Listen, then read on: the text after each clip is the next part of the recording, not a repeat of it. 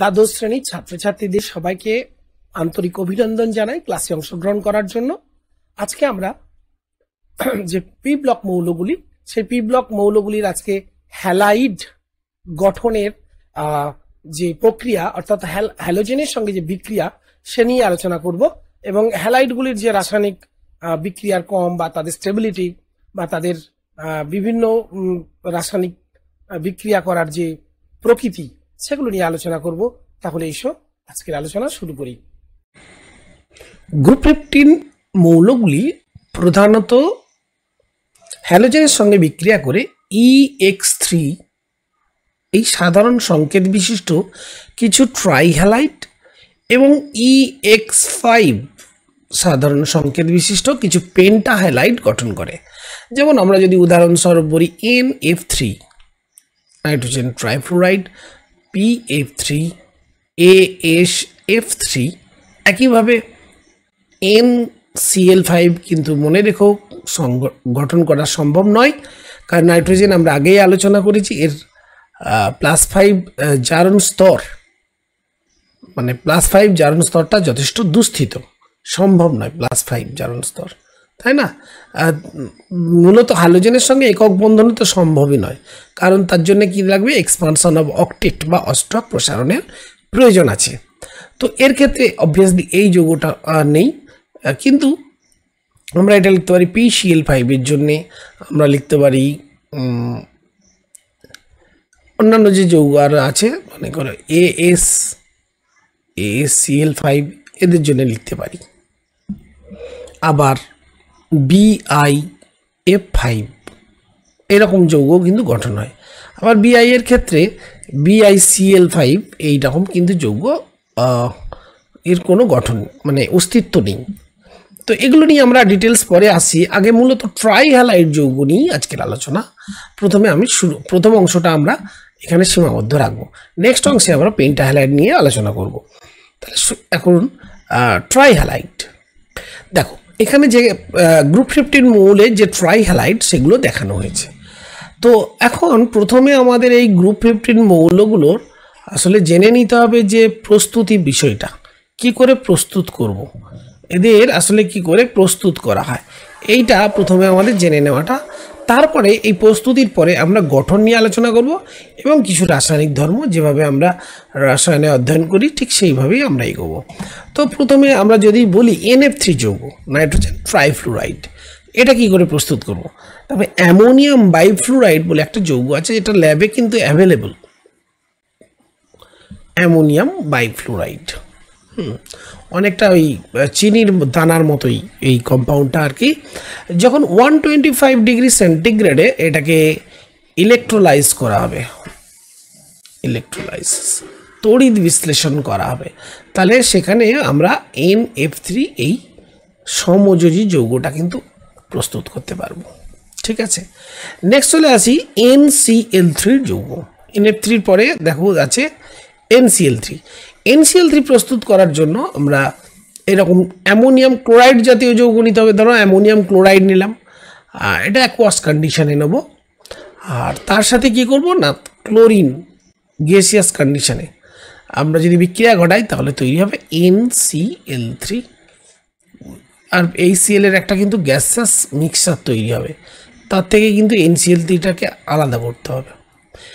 Next দেখো, যদি আমরা মনে করো PF3 এবার প্রস্তুত করতে চাই, তাহলে PF3 প্রস্তুত করার জন্য আমরা PCl3 এরকম একটা যৌগ নিলাম, তারপরে তার সাথে ASF3 আর্সেনিক ট্রাইফ্লোরাইডের বিক্রিয়া করাবো।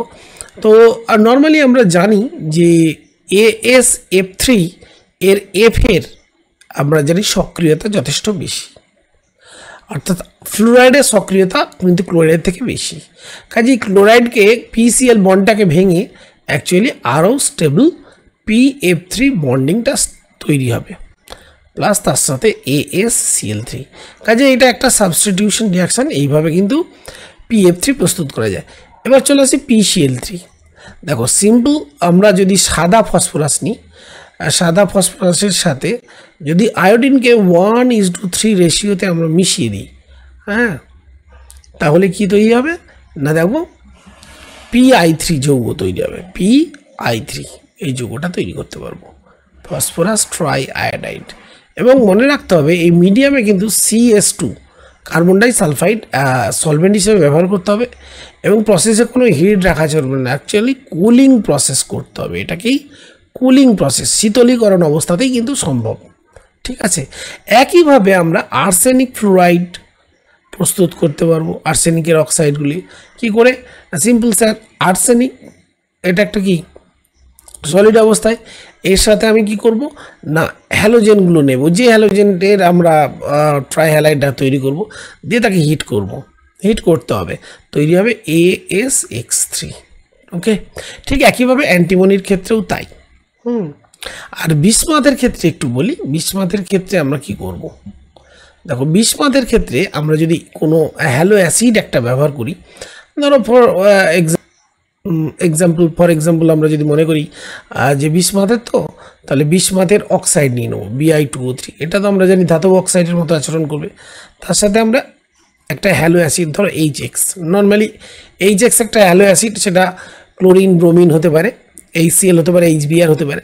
তো তৈরি হবে কি না স্যার BiX3, তার মানে HCl নিলে তৈরি হবে BiCl3, যদি HBr নিই তৈরি হবে BiBr3। এইভাবে ট্রাইহ্যালাইডগুলো কিন্তু প্রস্তুত করা হয়। এরপর আমরা ট্রাইহ্যালাইডের কিছু স্ট্রাকচার জেনে নেব। অলরেডি আমরা কেমিক্যাল বন্ডিং চ্যাপ্টারে ক্লাস 11-এ পড়েছি, তবু এখানে আমরা প্রসঙ্গক্রমে কেমিক্যাল যে bonding in EX3 type compound, দেখো EX3 টাইপ কম্পাউন্ডের আমরা ই এলিমেন্টের নর্মাল আমরা যে ইলেকট্রনিক কনফিগারেশনটা জানি সেটা কি না স্যার NS2NP3। তাহলে অবভিয়াসলি এসে দেখো দুটি ইলেকট্রন, এটা ফুলফিল থাকে, আর পিতে তিনটে যে অরবিটাল থাকে তাতে আমরা জানি এগুলো সিঙ্গলি ফিল্ড থাকে। এটা হচ্ছে গ্রাউন্ড স্টেট, GROUND গ্রাউন্ড বা ভূমিস্তর অবস্থা। এখন যদি এক্সাইটেড স্টেটে নিয়ে যাওয়া হয়, এই ইলেকট্রনগুলো কি করে না এক্সাইটেড হয়ে এইভাবে একটা এক্সাইটেশন দেখায়। তাহলে দেখো এর এই এক্সাইটেশনের ফলে হাইব্রিডেশন ঘটতে পারে, এবং আমার যদি তিনটি সিঙ্গেল বন্ড দরকার হয় তাহলে তিনটি সিঙ্গলি ফিল্ড অরবিটাল লাগবে, তার সঙ্গে একটা ফিল্ড অরবিটাল থাকতেই পারে, অসুবিধা কিছু নেই, সেটা মিক্সিংয়ে চলে আসবে। তাহলে এবার এইটাকে যদি আমি মিক্সিংয়ে নিয়ে নিই, তাহলে অর্থাৎ হাইব্রিডেশন করি, তাহলে কি তৈরি হবে না স্যার sp3, যেহেতু S আর P এর মিক্সিং হচ্ছে। তো এই sp3 অরবিটালের আমরা জানি টেট্রাহেড্রাল স্ট্রাকচার হয়, তাহলে E তার সেন্ট্রালে থাকবে, এবং যেহেতু এখানে একজোড়া লোন পেয়ার ইলেকট্রনটা আছে, এই একজোড়া লোন পেয়ার কথাটা ভুল, অ্যাকচুয়ালি একজোড়া ইলেকট্রন অথবা লোন পেয়ার ইলেকট্রন একই কথা। যদি আমরা এটা নিই তাহলে এই এর এইটা থাকবে এইদিকে, আর আমরা তিনটে লোবকে এইভাবে বাড়িয়ে দিলাম, যাতে মধ্যে অ্যাঙ্গেলটা অবশ্যই কি হওয়া উচিত 109 ডিগ্রি 28 মিনিট, কিন্তু এই লোন পেয়ারের যে একটা এফেক্ট আছে না, তার জন্য অবশ্যই বন্ড অ্যাঙ্গেলটা কমে যাবে 109 ডিগ্রির থেকে, অবভিয়াসলি কমে যাবে। তো এখানে একটা হ্যালোজেন থাকবে, এখানে একটা হ্যালোজেন থাকবে, এখানে হ্যালোজেন থাকবে, এবং অ্যাঙ্গেলটা অবভিয়াসলি আমি যদি থিটা বলি, এই থিটা হবে less than 109 degree 28 minute due to lone pair bond pair repulsion, LP-BP repulsion. Okay, তাহলে জেনারেল স্ট্রাকচার কি দেখলো না, sp3 hybridization for all EX3 compound, EX3 type. So আমরা যদি এখন তুলনা করতে যাই যে PF3, PCl3, PBr3 or PI3 what ever, এদের যদি বন্ড অ্যাঙ্গেলগুলো তুলনা করি তাহলে দেখব PF3-র বন্ড অ্যাঙ্গেল সবচেয়ে কম, আর PI3-র মানে IPI এই বন্ড অ্যাঙ্গেলটা সবচেয়ে বেশি। কোয়েশ্চেন হবে কেন? দেখো আমরা যদি একটুখানি ভেসপার থিওরিটা যদি আমরা একটু মনে রাখি, মনে করি আর কি, এই মনে তো নেই হয়তো অনেকেরই, ক্লাস 11-এ তোমরা পড়েছো। দেখো সেন্ট্রাল অ্যাটম এটা যদি ই হয় আর এর সঙ্গে যদি কোনো হ্যালোজেন অ্যাটাচড হয় না, তো আমরা জানি কি না হ্যালোজেনের যদি ইলেকট্রন নেগেটিভিটির তো ডিফারেন্স আছে, নর্মালি F এর ইলেকট্রন নেগেটিভিটি সবচেয়ে বেশি, এইভাবে তো আমরা জানি। তো যত ইলেকট্রন নেগেটিভিটি বেশি হবে তত কী হবে বলো তো, ইলেকট্রোনেগেটিভিটি বেশি হলে ই আর এক্স এর মধ্যে যে এই যে অ্যাকচুয়ালি ওভারল্যাপিং ইলেকট্রনসগুলো আছে, অর্থাৎ বন্ড পেয়ার ইলেকট্রন বলি আমরা, বিপি বন্ড পেয়ার ইলেকট্রনস, এটা টুয়ার্ডস এক্সের দিকে চলে আসবে। তাহলে এফ এর ক্ষেত্রে যেহেতু তড়িৎ-ঋণাত্মকতা সবচেয়ে বেশি, এক্স সমান যখন এফ হবে তখন এফ এর তড়িৎ-ঋণাত্মকতা সবচেয়ে বেশি হওয়ার জন্য এই যে ই থেকে অ্যাকচুয়ালি এই বন্ড পেয়ার ইলেকট্রনগুলো এই টুয়ার্ডস এফ এর দিকে চলে আসবে। তাহলে টুয়ার্ডস এফ এর দিকে যদি চলে আসে তাহলে কী হলো, ডিস্টেন্সটা অনেক বেড়ে গেল, আর ডিস্টেন্স বেড়ে গেলে এই বন্ড অ্যাঙ্গেলটা অবভিয়াসলি কমে যাবে এবং সেটা প্রায় 96 ডিগ্রির কাছাকাছি। আর সেটা পিআই এর ক্ষেত্রে ধরো পি, এটা যদি আই বলি, পিআই ক্ষেত্রে এই অ্যাঙ্গেলটা অবভিয়াসলি কী হবে, এদের ক্ষেত্রে এই এফেক্ট থাকছে না। অবভিয়াসলি এই বন্ড পেয়ার যে ডিস্টেন্সে থাকা উচিত নর্মালি সেই রকম ডিস্টেন্সেই থাকে, কিন্তু এই এলপি অর্থাৎ এলপিবিপি রিপালসানের কারণে অ্যাকচুয়ালি এর ভ্যালুটা 109 ডিগ্রির থেকে কমে যায় এবং এটা প্রায় 102 ডিগ্রির কাছাকাছি হয়। তাহলে সিম্পলি এর যে আই এর আমরা কি দেখলাম, ইলেকট্রোনেগেটিভিটি সবচেয়ে মিনিমাম, সেরকম তার ক্ষেত্রে দেখলাম যে আইপিআই এই বন্ড অ্যাঙ্গেলটা, অর্থাৎ আমরা সিম্পলি বলতে পারি এক্স ই এক্স এই বন্ড অ্যাঙ্গেলটা অ্যাকচুয়ালি এক্সের ইলেকট্রোনেগেটিভিটি যত বেশি হবে তত এই অ্যাঙ্গেলটা তত কমে যাবে, ওকে। তো এই ছিল মোটামুটি ট্রাইহ্যালাইড কম্পাউন্ডগুলোর স্ট্রাকচারাল এক্সপ্লেনেশন। ট্রাইহ্যালাইডের রাসায়নিক কিছু ধর্ম, প্রপার্টিজ অফ ট্রাইহ্যালাইডস। তো ট্রাইহ্যালাইডস নর্মালি আমরা EX3 এইভাবেই রিপ্রেজেন্ট করছি। তো প্রথমেই আগে EX3 এই বন্ডটা একটুখানি বিচার করা যাক, মানে বন্ডের ক্যারেক্টার নিয়ে আলোচনা করি। দেখো নর্মালি তো আমার এখানে হচ্ছে কি একটা নন মেটাল, আর এক্স এও নন মেটাল, বাট এর ইলেকট্রোনেগেটিভিটি অনেক বেশি। তাহলে অবভিয়াসলি ইলেকট্রন যে এই যে সমযোজী ইলেকট্রন, এখানে সমযোজী বন্ধন, তো এই সমযোজী ইলেকট্রনগুলো আসলে কি হবে, টুয়ার্ডস এক্সের দিকে ধাবিত হবে, মানে এক্সের দিকে চলে আসবে। এবং এই বন্ডটা দেখো এক্সের জায়গায় যদি বিআর হয় বা আই হয়, বন্ড ডিস্টেন্সটা অনেক বেশি হবে। তাহলে অবভিয়াসলি EBr3 যৌগ, মানে আমি যদি বলি NBr3 যৌগ বা NI3 যৌগ, এই বন্ড ডিস্টেন্সের কারণে এগুলো যথেষ্ট হবে উইক। সেখানে NF3 যৌগ যদি আমি বলি, NF এই বন্ড ডিস্টেন্সটা যথেষ্ট কি কম। তাহলে স্বাভাবিক নিয়মেই এগুলো সবই তো সমযোজী যৌগ, সবই আমরা কি জানি যে এদের সমযোজ্যতা আছে এবং যে বন্ডগুলোর চরিত্র বেশি, এই নাইট্রোজেনের ক্ষেত্রে যদি আমি বলি এগুলি সবই সমযোজী প্রকৃতির। কিন্তু এবার এর জায়গায় যদি আমরা যদি বলতাম BiX3, তাহলে সেক্ষেত্রে কিন্তু এর প্রকৃতি আমরা অবশ্যই বলতাম আয়নীয় প্রকৃতির। কারণ আমরা জানি নাইট্রোজেন থেকে আমরা যখন ফসফরাস আর্সেনিক হয়ে বিষমাতের দিকে ডাউন দ্য গ্রুপ যাব, তখন এই মেটালগুলোর এই যে কমন গ্রুপ 15 এলিমেন্ট, এদের আসলে মেটালিক ক্যারেক্টার বাড়ে, ফলে ওরা কিছুটা হলেও পার্সিয়ালি পজিটিভলি চার্জড হয়, অর্থাৎ আয়নীয় প্রকৃতির হয়। তো এখন সেটা প্রশ্ন নয়, প্রশ্ন হলো NF বন্ড যথেষ্ট স্ট্রং, যথেষ্ট বেশি স্থিতিশীল কম্পেয়ার টু NCl3, NBr3 বা NI3। দেখো এর প্রমাণটা আমরা একটুখানি আলোচনা করে নিই। এর প্রমাণটা কি, যে এই যে অনেক বেশি স্ট্রং বা স্থিতিশীল, সে বিষয়ে একটু আলোচনা করা যাক।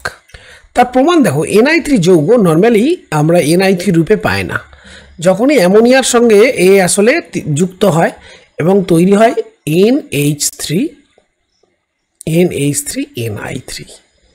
হ্যাঁ, এটা অ্যাকচুয়ালি লিউইস ক্ষার, এটা লিউইস অ্যাসিড রূপে এখানে আচরণ করে। তো এখানে যে যুক্ত যৌগ, যে যৌগটা তৈরি হচ্ছে, এটা হচ্ছে জুতো যৌগ। আসলে এ দুস্থিত বলেই জুতো যৌগ রূপে আচরণ করে, কিন্তু NF3 যথেষ্ট সে তুলনায় স্থিতিশীল, এবং সে কারণেই NF3-র যে বিক্রিয়া, আমরা যদি বলি জলের সঙ্গে বা লঘু অ্যাসিড বা ক্ষারের সঙ্গে, এইখানে কিন্তু বিক্রিয়া করে আর্দ্র বিশ্লিষ্ট হয় না, যেখানে NI3 হয় বা NBr3 এরা হতে পারে। তাহলে এখান থেকে পরিষ্কার হয়ে গেল যে NF3 যথেষ্ট স্থিতিশীল, এবং এর কারণটা আমরা এখানে আলোচনা করলাম। আসলে NF3 NF বন্ড যথেষ্ট শক্তিশালী, এই কারণেই আসলে NF3 যৌগটা যথেষ্ট স্থিতিশীল। তো এখন NCl3 বা এই জাতীয় EX3 যে যৌগ, সেই EX3 যৌগগুলো কিভাবে আর্দ্র বিশ্লিষ্ট হয় সেটা নিয়ে একটু আলোচনা করা যাক। আর্দ্র বিশ্লেষণ, দেখো আর্দ্র বিশ্লেষণ মনেই বলবো জলের সঙ্গে বিক্রিয়া। সিম্পলি NCl3 এর সাথে আমরা যখন H2O বিক্রিয়া করব, H2O বিক্রিয়া করব, দেখো এতে কোনো কি নেই না স্যার, 2s2p আছে, অর্থাৎ ডি অরবিটাল নেই, কিন্তু Cl এ ডি অরবিটাল আছে, অর্থাৎ Cl অষ্টক প্রসারণ করতে সম্ভব, কিন্তু নাইট্রোজেন পারে না। সেই জন্য H2O এর লোন পেয়ার আসলে অ্যাটাক করবে Cl এর এই ভ্যাকেন্ট ডি অরবিটালে। তাহলে সেক্ষেত্রে যৌগটা আর্দ্র বিশ্লিষ্ট হয়ে তৈরি হবে NH3 এবং 3HOCl। এছাড়াও আমরা এখন এই আর্দ্র বিশ্লেষণের প্রক্রিয়াটা দেখে নিই।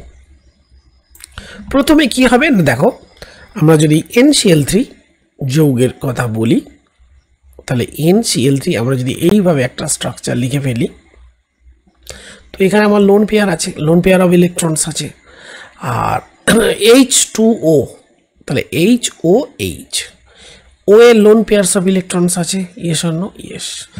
এখন কি হচ্ছে, এই লোন পেয়ার অফ ইলেকট্রনস এর ক্লোরিনের ভ্যাকেন্ট ডি অরবিটালে অ্যাটাকটা করলো, তাহলে এখানে একটা কোঅর্ডিনেট বন্ড তৈরি হবে। কি তৈরি হবে?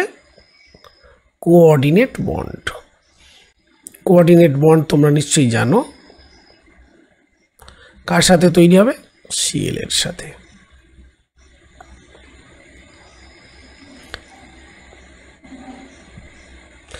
এই লোন পেয়ার অফ ইলেকট্রনসটা, তাহলে এখানে যখনই বন্ড তৈরি হবে, তাহলে Cl এর যে ভ্যাকেন্ট ডি অরবিটালে, অ্যাকচুয়ালি এখানে মুখটা চেঞ্জ হবে, এই দিকটা মুখ হবে, এই দিকটা মুখ হবে, তাই না? কোঅর্ডিনেট বন্ডের এদিকে মুখটা হবে, তাই না? এইদিকে বন্ডটা মুখটা হবে। তাহলে কি হচ্ছে, যখন এখানে ডোনেট করলো এর মধ্যে একটা ডেল্টা প্লাস চরিত্র আসবে, তাহলে এটা পূরণ করার জন্য H প্লাস হয়ে কি করবে, এই বন্ডটা ভেঙে H প্লাস হবে, আর এই তখনই সুযোগটা এটাকে ফেভারিং করবে কে না, লোন পেয়ার একে অ্যাকচুয়ালি H প্লাসের সঙ্গে যুক্ত হতে চাইবে, H প্লাসকে ওই ইলেকট্রনটা দান করবে, সেই কারণেই এটা ফেভার করবে এটা ভেঙে যাওয়ার। তাহলে কি তৈরি হলো? তৈরি হলো দেখো ClN, এখানে Cl N অ্যাকচুয়ালি এখানে ডোনেট করলো এই লোন পেয়ারটা H প্লাসকে, এখানে যখন H প্লাসটা ভেঙে গেল না, এই যে এই H প্লাসটা, এই হচ্ছে এইটা, ঠিক আছে। আর এখানে আমার কি আছে, H এর সঙ্গে অ্যাড হয়ে গেল। আচ্ছা, এবার এখানে দেখো এই তো H হলো, তো যখনই এই ও এর মাথায় যে আংশিক চরিত্রটা, পজিটিভ চরিত্রটা এখানে কি হচ্ছে, প্রশমিত হচ্ছে, সঙ্গে সঙ্গে এই বন্ডটা ভেঙে গিয়ে এনের মাথায় তার যে নিজস্ব ইলেকট্রন সে ফিরিয়ে নিল। তাহলে এখানে জাস্ট বন্ডটা কি হলো, ব্রেক করলো, তাহলে তৈরি হলো কি না Cl-OH। আর এখানে কি তৈরি হলো স্যার, H, এখানে একটা H হলো, আর N দুটো Cl রইল। এবার প্রশ্ন হচ্ছে, এই H এর মাথায় যে প্লাস চার্জটা, এটা কি আর থাকবে না? এর মাথায় প্লাস চার্জটা আর থাকবে না। কেন না, এখানে ডোনেট করার ফলে তো এখানে প্লাস চার্জ ছিল, কিন্তু এখানে দেখো বন্ডটা যেহেতু ভেঙেছে, এই যে এখানে যেহেতু বন্ডটা ভেঙেছে, নাইট্রোজেনের মাথায় যে প্লাস চার্জটা হলো, ডোনেট করলে কী হবে, প্লাস চার্জটা অ্যাকচুয়ালি চলে যাবে কোথায়, ট্রান্সফার হবে নাইট্রোজেনের মাথায়, এখান থেকে চলে যাবে। এবার এই প্লাস চার্জটা আসলে এখানে যখনই প্লাস চার্জটা এখানে তৈরি হচ্ছে, এই প্লাস চার্জটা প্রশমিত হচ্ছে এই যে এই জায়গাটা দিয়ে প্রশমিত হচ্ছে, এই বন্ডটা ব্রেক করে না, এই ইলেকট্রনটা এখানে প্রশমন ঘটাচ্ছে, ঠিক আছে। তাহলে যখনই এখানে বন্ডটা H প্লাসের সঙ্গে অ্যাড করবে না, নাইট্রোজেনের মাথায় একটা প্লাস চার্জ হবে, আর সেই প্লাস চার্জটা এইভাবে নিবৃত্ত হচ্ছে। তাহলে এইখানে প্লাস চার্জটা লেখাটা ঠিক হবে না, মুছো। তাহলে এখান থেকে তৈরি হলো কি, এখান থেকে আমরা এটা পেলাম ClNHCl। একইভাবে আবার একটা অ্যাটাক ঘটবে H2ওর, একইভাবে তো এখানে একটা H আসবে, এখানে H। তাহলে মোটের ওপর কি তৈরি হবে, দেখো মোটের ওপর তৈরি হচ্ছে কি না স্যার, নাইট্রোজেনের 3টে Cl আসলে পরপর এইভাবে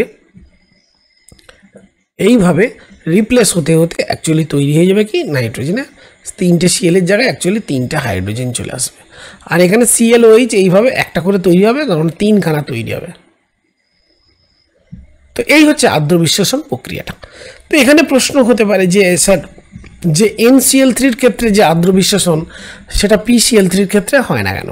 দেখো এর ক্ষেত্রে এটা অ্যাভেলেবেল ছিল না কোনো ডি অরবিটাল, কিন্তু পি এর ক্ষেত্রে অরবিটালটা কিন্তু ডি অরবিটালটা অ্যাভেলেবেল আছে। কাজে এখানে H2O এই লোন পেয়ার অ্যাটাকটা কিন্তু পি এ ঘটবে। এখন এখানে প্রশ্ন হতে পারে যে আসলে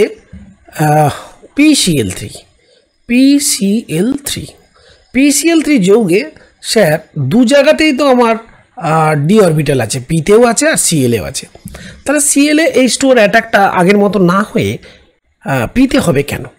দেখো এখানে পিতে যখন অ্যাটাক হবে না, এই যে বন্ডিংটা তৈরি হবে ও পি এর সাথে ও এর যে বন্ডিংটা তৈরি হবে, এই পি ও বন্ধন পিসিএল বন্ধনের থেকে অনেক বেশি স্ট্রং হবে।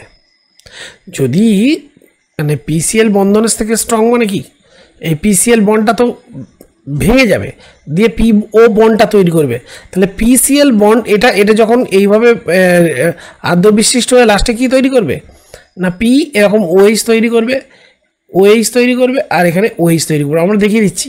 তাহলে এই পি ও বন্ডটা অনেক বেশি, এই বন্ডটা স্ট্রং কম্পেয়ার টু কি এই যেটা আছে পিসিএল। সেই জন্যে অ্যাকচুয়ালি এখানে ও এর অ্যাটাকটা হবে, এখানে ও এর অ্যাটাক আর জলের যে H2ওর যে ও আছে এটা একটা এখানে হবে, কিন্তু ক্লোরিনে হলে সেই শক্তিশালী পি ও বন্ড তৈরি করতে পারবে না, তাই না? তাহলে দেখো এসো আমরা দেখে নিই যে আসলে এই রিয়াকশানটা কিভাবে হচ্ছে। তো এইটাকে আমরা একটু দেখে নেব ভালো করে, পিসিএল বন্ডটা কিভাবে, এটা পি, এটা সিএল, এটা আমার সিএল। তাহলে H2O এর লোন পেয়ারস অফ ইলেকট্রনস আছে, এখানে পি অ্যাটাক হলো, তাহলে অবভিয়াসলি কী হবে Cl2p সংক্ষেপে লিখলাম। আসলে পি এর মাথায় যখনই এরকম একটা বন্ড হবে না, তখন পি এর সঙ্গে ও এই যে এইচ ও এর মাথায় যে প্লাস চার্জটা তৈরি হবে, আর এই প্লাস চার্জটাকে নিবৃত্ত করার জন্য এইভাবে বন্ডটা ভেঙে যাবে, এই বন্ডটা ভাঙবে, এই যে এইচ ও বন্ডটা ভাঙবে ও এর প্লাস চার্জটা, আর তখনই সিএল কি করবে মাইনাস হয়ে অ্যাকচুয়ালি এই এইচকে নেবে। তাহলে এই এইচকে না নিয়ে আমি যদি এই বন্ডটাকে এইভাবে দেখিয়ে দিই, আমরা যদি এই বন্ডটাকে ভাঙি তাহলে সুবিধা হবে। হ্যাঁ, তাহলে বন্ড ব্রেকিংটা এইভাবে দেখাও, তাহলে এইচের সঙ্গে সিএল মাইনাস হলো, এখানে এইচ প্লাস পেয়ে গেল, তাহলে একটা স্টেবল HCl তৈরি হতে পারবে। তাহলে এটার পরের স্টেপে কি তৈরি হচ্ছে দেখো, Cl2p ড্যাশ OH তৈরি হচ্ছে প্লাস HCl। ঠিক একইভাবে আবার এই যে সিএল বন্ড, আবার একটা সিএল বন্ড আছে না, এই বন্ডটা আবার একইভাবে ব্রেক করবে, পিসিএল বন্ড ব্রেক করে আবার তৈরি হবে এখানে POH, যেমন আছে, আর একইভাবে আবার একটা পিসিএল বন্ড ব্রেক করে POH তৈরি হবে। তো এইভাবে এই যে যৌগটা তৈরি হলো এটার নাম হচ্ছে H3PO3 ফসফরাস অ্যাসিড। এইভাবে একটা সুস্থিত যৌগ তৈরি হচ্ছে। তো এখানে আমরা দেখলাম যে আসলে PCl3 যৌগে পি এর ওপর এই লোন পেয়ার অ্যাটাকটা হচ্ছে এবং আদ্র বিশ্লেষণের ফলে উৎপন্ন যৌগের প্রকৃতিও কিন্তু পাল্টে যাচ্ছে, এটা আমাদের মনে রাখতে হবে। তাহলে এখানে একটা প্রশ্ন করা যেতে পারে যে এই যে ট্রাইহ্যালাইডগুলো ধরো NCl3 বা ধরো PCl3 অথবা BiCl3, এই যে ট্রাইহ্যালাইড EX3, এদের আসলে আদ্র বিশ্লেষণের অ্যাক্টিভিটিটা কেমন হবে, অ্যাক্টিভিটি অর্ডারটা দেখো। এই যে NCl বন্ডটা যদি আমরা ভেবে নিই তাহলে বুঝতে পারবে, NCl এর মধ্যে দেখো N এর ইলেকট্রোনেগেটিভিটি আর Cl এর মধ্যে যথেষ্ট ইলেকট্রোনেগেটিভিটি তফাৎ আছে, এবং এই ইলেকট্রোনেগেটিভিটির তফাৎটা কিন্তু এখানে মিনিমাম, কিন্তু PCl এর মধ্যে ইলেকট্রোনেগেটিভিটি দেখো যথেষ্ট তফাৎ আছে। তাহলে এই যে পি আর সিএল এর মধ্যে ইলেকট্রন ক্লাউডটা কিন্তু এদিকে চলে যাবে, কোন দিকে চলে যাবে, সিএল এর দিকে। ঠিক বিআই আর Cl3-র ক্ষেত্রেও তাই, বিআই থেকে ইলেকট্রন কিন্তু সিএল এর দিকে, 3টে সিএল এর দিকে, বিআই থেকে অ্যাকচুয়ালি 3টে সিএল এর দিকে কী হবে, ইলেকট্রনগুলো বেশি চলে যাবে। তাহলে বিআই এর ওপর যে ভ্যাকেন্ট ডি অরবিটাল আছে না, এই বিআই এর ওপর যে ভ্যাকেন্ট ডি অরবিটাল আছে, সেই ভ্যাকেন্ট ডি অরবিটালের যে ইলেকট্রন ডেনসিটি, এই অ্যাকচুয়ালি বিআই এর ওপরে মানে বিআই এর যে অরবিটাল আছে তার ইলেকট্রন ডেনসিটিটাও কমে যাবে, তাই না? কিন্তু খেয়াল করতে হবে যে আসলে এই NCl3 যৌগের ক্ষেত্রে H2ওর অ্যাটাকটা কিন্তু Cl এর উপর, কাজেই N আর Cl এর মধ্যে যদি ইলেকট্রন ক্লাউডটা Cl এর থেকে কিছুটা হলেও N এর দিকে যদি মাঝামাঝি জায়গায় থাকে, তাহলে কি হবে, এর মধ্যে যে ভ্যাকেন্ট ডি অরবিটালটা আছে এটা যথেষ্ট খালি হবে, তাহলে H2ওর এর লোন পেয়ারটা সহজেই এখানে এর ভ্যাকেন্ট ডি অরবিটালে অ্যাটাক করতে পারবে। কিন্তু PCl এর ক্ষেত্রে দেখো N আর Cl এর মধ্যে যে ইলেকট্রোনেগেটিভিটি এর ডিফারেন্স কম, কিন্তু PCl এর মধ্যে ডিফারেন্সটা যথেষ্ট বেশি, ফলে ইলেকট্রন ক্লাউডটা যখন Cl এর দিকে চলে যাবে না, তখন H2O এর Cl এর ওপর অ্যাটাকটা একদম করার প্রবণতা কমে যাবে, কারণ ক্লোরিনের ইলেকট্রন ঘনত্ব বেড়ে গেলে সেখানে H2O লোন পেয়ার সেখানে ইলেকট্রনের কী করতে পারে না, ইলেকট্রন রিপালসান ফিল করবে, সেই জন্য H2 এখানে অ্যাকচুয়ালি করবে কি বলে, H2 অ্যাটাকটা হবে P এর ওপর, PCl3 P এর ওপর, এবং এই কারণে দেখা গেছে যে NCl3 আসলে রিঅ্যাক্টিভিটিটা বেশি গ্রেটার দেন PCl3, গ্রেটার দেন AsCl3 এবং গ্রেটার দেন BiCl3। এটা আর্দ্র বিশ্লেষণের ক্ষেত্রেই আমরা কিন্তু বললাম বা আলোচনা করলাম। তাহলে সামগ্রিকভাবে যদি আমরা এটা আলোচনা করি, দেখো সাধারণভাবে গ্রুপ 15 এর ট্রাইহ্যালাইডগুলির যে আর্দ্র বিশ্লেষণের প্রবণতা, দেখো NCl3 এটা অত্যন্ত সহজে আর্দ্র বিশ্লিষ্ট হয় এবং বিক্রিয়াটি বিস্ফোরক টাইপের। তো আমরা খুব সামারি আপ যদি করে নিই, তাহলে সেখানে বলতে পারি যে NCl3 কেন এতটা বিস্ফোরক কম্পেয়ার টু আদার্স। দেখো তার কারণ একটু কিন্তু অন্যরকম, কারণ এখানে Cl এ H2ওটা অ্যাটাক হয় কম্পেয়ার টু এদের ক্ষেত্রে, কিন্তু এই যে এদের ক্ষেত্রে কী হয়, অ্যাকচুয়ালি কেন্দ্রীয় পরমাণুতে কি হয়, H2ওটা অ্যাটাক হয়। এখন দেখো PAS SB BI এদের যত নিচের দিকে যাব, ফসফরাস, এই যে আর্সেনিক, যত নিচের দিকে যাব অ্যাকচুয়ালি এদের আকারটা বাড়তে থাকে। এখন আকার বাড়ার কারণে কি হচ্ছে না, এই যে নিউক্লিওফাইল এখানে যদিও এদের সবারই জারণ সংখ্যা একই, তথাপি আকার বড় হওয়ার কারণে যে এখানে যে ভ্যাকেন্ট ডি অরবিটাল আছে, সেই ভ্যাকেন্ট ডি অরবিটালের অ্যাভেলেবিলিটি অর্থাৎ বন্ডিং করার যে ক্ষমতা বা প্রবণতা, অর্থাৎ একটা সুস্থিত বন্ড করার যে প্রবণতা, অর্থাৎ AsCl3 বা PCl3 ভেঙে গিয়ে তৈরি হবে তো অ্যাকচুয়ালি PO বন্ড। এখন PO বন্ড যতটা শক্তিশালী, ASO বন্ড ততটা কিন্তু শক্তিশালী নয়, কারণ দূরত্বটা বেড়ে যায়। কাজেই এই দিকে যত নিচের দিকে যাব, আসলে এদের রাসায়নিক বিক্রিয়া করার প্রবণতা ততটাই কমে যাচ্ছে। এইটাই এখানে বলার বিষয় ছিল, এবং সেটা দেখো এক্সপেরিমেন্টালেও তাই হচ্ছে। তার কারণ দেখো PCl3 জলের সঙ্গে তীব্রভাবে বিক্রিয়া করে এবং ফসফরাস অ্যাসিড উৎপন্ন করে, কিন্তু জলের সাথে আর্দ্র মিশ্রিত AsCl3 হয়, কিন্তু দ্রুত এর চেয়ে কম দ্রুত, মানে PCl3 চেয়ে কম দ্রুত হারে। আবার SbCl3 অ্যান্টিমনি ক্লোরাইড এটা অ্যাকচুয়ালি এরকম যৌগ তৈরি করে না, SbOH3 এরকম যৌগ তৈরি করে না, তৈরি করে SbOCl, এবং এটি একটি অসম্পূর্ণ আর্দ্র বিশ্লেষণ, সম্পূর্ণ হয় না, মানে একটি মাত্র Cl জাস্ট কি হয়, OH দ্বারা রিপ্লেসড হয়। আর BiCl3 ক্ষেত্রেও তাই, এটি একদমই আর্দ্র বিশ্লেষিত হতে চায় না, জলের সাথে তৈরি করে খুব কম পরিমাণে BiOCl।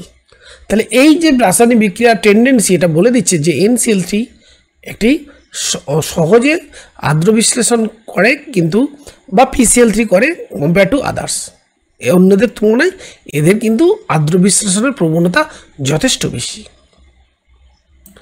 এখন আমরা আলোচনা করব এই ট্রাইহ্যালাইড যৌগগুলোর আসলে অম্লত্বের ধারণা, মানে এদের অম্লত্বের ক্রম কেমন হতে পারে।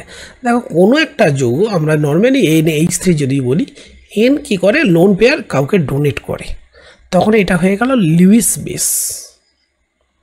কিন্তু যদি এরকম হয় যে ধরো AlCl3 এই যৌগটা, এ কী করে, NH3 যৌগের যে হাইড্রোজেন থেকে N এর যে লোন পেয়ার, এই লোন পেয়ার অফ ইলেকট্রনসটাকে এর মনে করে অ্যাকসেপ্ট করলো, তাহলে এরকম একটা কোঅর্ডিনেট বন্ড তৈরি হবে এন আর এল এর মাঝখানে, তাই না? তাহলে এই যে বন্ডটা তৈরি হচ্ছে, এই বন্ডটা তৈরি হওয়ার ফলে এটা একটা স্টেবল কম্পাউন্ড তৈরি হচ্ছে। এই যে ইলেকট্রন ডোনেট করলো,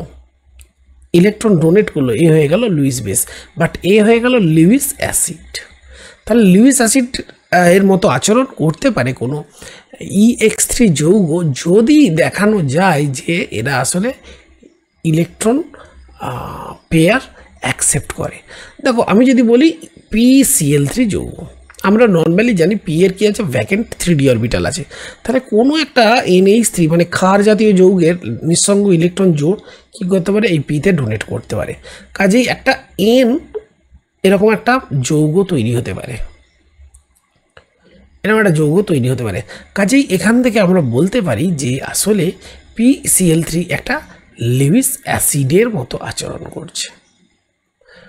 তাহলে আমি যদি এরকম তুলনা করতে চাই যে PCl3, ASCl3 বা SbCl3 বা NCl3, এরকম আমরা যদি এর অম্লত্বের তুলনা করি, অবভিয়াসলি কী হবে?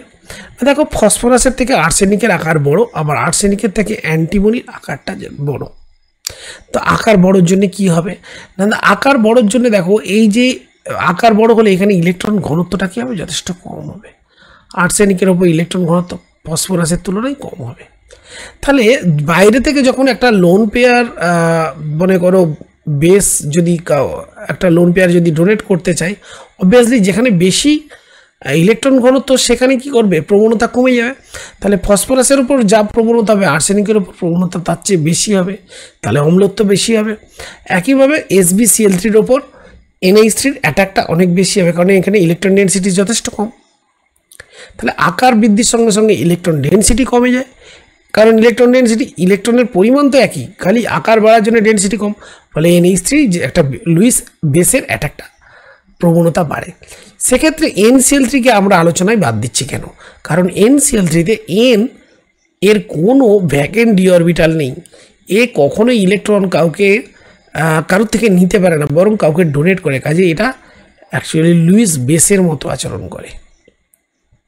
কাজেই তোমাকে যদি বলা হয় যে ট্রাইহ্যালাইড ক্লোরাইডগুলোর যদি আমরা আলোচনা করি PCl3 versus ASCl3 versus SbCl3 বা BiCl3, এদের ক্ষেত্রে কি হবে আমরা বলবো যে BiCl3-র ক্ষেত্রে আবার হবে না। Bi কি না, Bi হচ্ছে মেটালিক। কাজে এই তিনটের ক্ষেত্রে যদি তুলনা করি বলবো যে SbCl3 হচ্ছে সবচেয়ে বেশি আম্লিক হবে। এবার দেখো আমরা চেঞ্জ যদি করি, যদি এই চেঞ্জটাকে আমরা এই আলোচনাটাকে যদি আমরা মানে একই গ্রুপ 15 এলিমেন্ট রাখবো, ধরো Pi3, PBr3, PCl3 আর Pi3, এই যৌগগুলোর মধ্যে যদি আমরা কম্পেয়ার করি, তাহলে আমরা জানি কি স্যার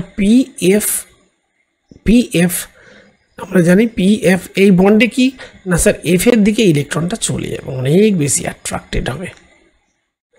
তাহলে F এর দিকে সবচেয়ে বেশি অ্যাট্রাক্টেড হবে। তাহলে সেক্ষেত্রে পি এর ওপর যেহেতু আমার কি হচ্ছে, এই পি এর ওপর যেহেতু আমার কি হচ্ছে ভ্যাকেন্ট অরবিটাল আছে, এবং পি এর ইলেকট্রন ঘনত্ব কমে যাওয়ার জন্য এই ভ্যাকেন্ট অরবিটাল এই জায়গাটায় কী হবে, একটা ভ্যাকেন্সি তৈরি হবে। কাজেই কোনো একটা লুইস বেস সহজেই এখানে অ্যাটাক করতে পারবে, ইলেকট্রন ডেনসিটির বহুগুণ পি এর ওপর কমে যাবে। কাজেই সবচেয়ে বেশি অ্যাসিডিক হবে PF3, তারপরে হবে PCl3, তারপরে হবে PBr3, তারপরে হবে Pi3। সো PF3 এর Lewis acidity greater than PCl3, greater than PBr3, greater than Pi3। আবার আমরা যদি নাইট্রোজেনের ক্ষেত্রে এই কি আলোচনাটা করি, দেখো নাইট্রোজেন কি হয়, নর্মালি নাইট্রোজেন তো অ্যাকচুয়ালি লুইস অ্যাসিড নয়, লুইস বেস। কাজেই ওদের লুইস বেসের যদি তুলনা করি, ধরো NF3, NCl3, NBr3 আর Ni3, যদি বলি কোনটা সবচেয়ে ভালো একটা বেস, তাহলে কোনটা হবে? অবভিয়াসলি দেখো সবচেয়ে বেশি ইলেকট্রন ঘনত্ব কমিয়ে দেবে NF3। তাই ইলেকট্রন ঘনত্ব কমে যাবে কি করে না, এই যে লোন পেয়ার এই লোন পেয়ার অফ ইলেকট্রনসটা থাকলেও এ তো থাকবে অ্যাজ ইউজুয়াল, কিন্তু এনের যে ইলেকট্রন সেই ইলেকট্রন ঘনত্ব এফের দিকে অনেক বেশি অ্যাট্রাক্টেড হবে ডিউ টু স্ট্রংগেস্ট ইলেকট্রোনেগেটিভিটি। তাহলে এই যে availability of lone pair electron সেটা কি হলো, সবচেয়ে ম্যাক্সিমাম কমে যাবে, সবচেয়ে বেশি পরিমাণে কমে যাবে, মানে এ কাউকে দান করার প্রবণতা তখন আর দেখাতে চাইবে না। কাজে NI3 ক্ষেত্রে এই এফেক্ট নেই, যেহেতু আই এর ঋণাত্মকতা সবচেয়ে কম। কাজে এনের এই যে ইলেকট্রন লোন পেয়ার ইলেকট্রনস এটা আই এর দিকে অ্যাট্রাক্টেড হচ্ছে না, কাজেই আমরা বলবো NI3 সবচেয়ে কি ভালো Luis base compare to NBr3, compare to NCl3, compare to NF3। এই হচ্ছে অর্ডারটা, লুইস বেস হিসেবে তাদের যে অর্ডার। নেক্সট লেসনে আমরা পেন্টাহ্যালাইড নিয়ে আলোচনা করব। তো আজকের আলোচনা এইখানেই আমি শেষ করছি। নেক্সট লেসনে আমরা পেন্টাহ্যালাইডের ঠিক একই রকমভাবে কিছু জারণ সংখ্যা, তাদের প্রস্তুতি, তাদের রাসায়নিক ধর্ম, অম্লত্ব বা ক্ষারকীয়তা প্রভৃতি নিয়ে আলোচনা করব। এখানেই শেষ করছি।